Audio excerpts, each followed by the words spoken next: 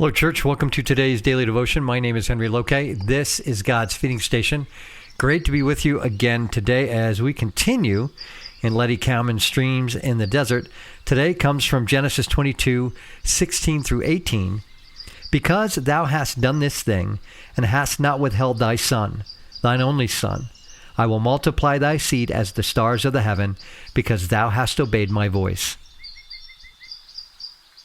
And from that day to this, men have been learning that when, at God's voice, they surrender up to Him the one thing above all else that was dearest to their very hearts, that same thing is returned to them by 1,000 times over.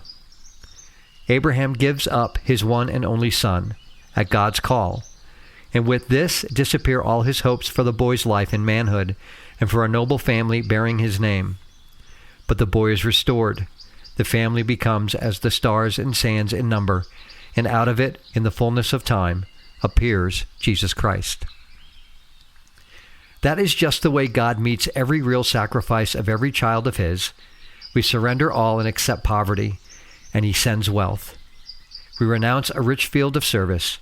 He sends us a richer one than we had dared to dream of. We give up all our cherished hopes and die unto self. He sends us the life more abundant and tingling joy, and the crown of it all is our Jesus Christ. For we can never know the fullness of the sacrifice. The earthly founder of the family of Christ must commence by losing himself and his only Son, just as a heavenly founder of that family did. We cannot be members of that family with the full privileges and joys of membership upon any other basis. C.J. Trumbull. We sometimes seem to forget that what God takes, He takes in fire, and that the only way to the resurrection life and the ascension mount is the way of the garden, the cross, and the grave. Think not, O soul of man, that Abraham's was a unique and solitary experience. It is simply a specimen and pattern of God's dealings with all souls who are prepared to obey Him at whatever cost. After thou hast patiently endured, thou shalt receive the promise. The moment of supreme sacrifice shall be the moment of supreme and rapturous blessing. God's river, which is full of water, shall burst its banks and pour upon thee a tide of wealth and grace.